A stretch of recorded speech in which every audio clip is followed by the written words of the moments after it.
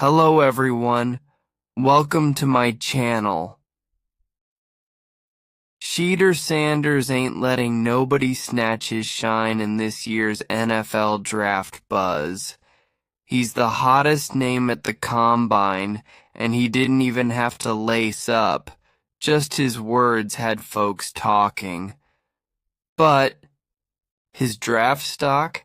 Straight up unpredictable. One day he's a top 3 lock, next thing you know, he's slipping down the board.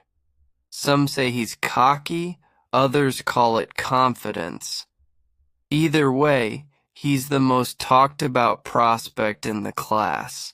And now former NFL MVP turned analyst Cam Newton is clapping back at the Shedeur Sanders smear campaign. Especially after Deion Sanders switched up on his NFL expectations for his son. Shedeur's been moving differently since the season ended. He skipped the throwing session last month, only focused on interviews at the combine, and suddenly the whispers started. Why he acting Hollywood? And is he ducking competition? The energy around his name shifted quickly. Some NFL scouts raised eyebrows, questioning if his confidence was tipping into diva territory. Others said he was just playing chess while everyone else was playing checkers. And right in the middle of this debate, Cam Newton, never one to bite his tongue, decided he had something to say. On March 27th, Cam Newton hopped on his 4th and 1 podcast and let loose on the Shedeur Sanders smear campaign. He wasn't feeling the narrative surrounding the young QB, especially after Shedeur's recent combine interview where he spoke on handling criticism. When asked how he remains confident despite the noise, Shedeur kept it real. Because you're either going to be watching or you're going to be talking about it.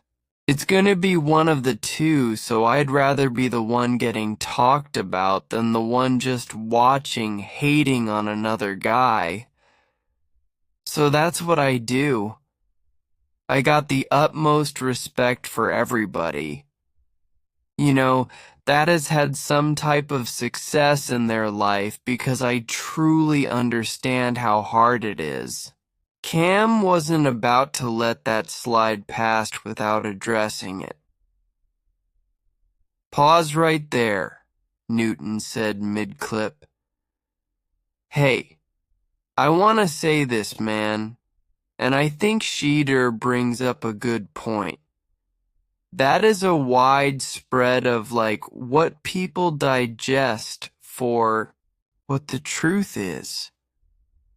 And this is really, I don't want to say the plague, but it's a constant of where we are as an athlete these days.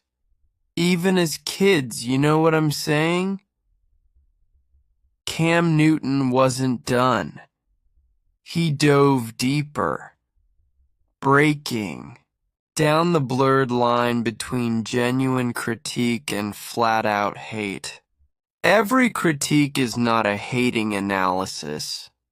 No, you know what I'm saying? Bro, people have jobs to do, and the ones that have genuine love for you can also critique the good and critique the bad. The biggest issue with Shedeur's draft process is that some scouts see a franchise QB, while others see a player who skipped combine throwing sessions and dodged key drills. The same qualities that make Shedeur confident also make him a target for critics who say he's too cocky. But let's be real, this ain't nothing new. Every elite QB gets the cocky label before they win. Cam Newton dealt with it. Lamar Jackson, same thing. Shedeur's just the next in line, and for the people calling him out on skipping the throwing session, his numbers last season speak louder than any combine drill. Despite getting sacked left and right behind a shaky offensive line, he still racked up 4,134 passing yards, 37 touchdowns, only 10 picks, and an insane 74% completion rate. But hey, narratives move fast, and if you ain't careful, they'll leave you behind.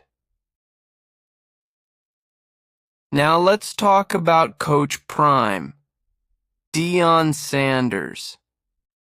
He's been vocal about his son's future, sometimes a little too vocal.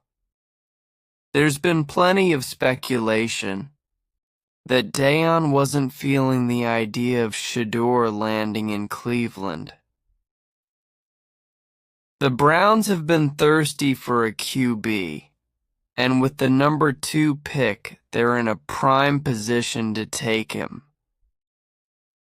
But rumors swirled that Deion wasn't about it, allegedly steering Shedeur away from certain franchises now, though. Coach Prime is switching up the tone.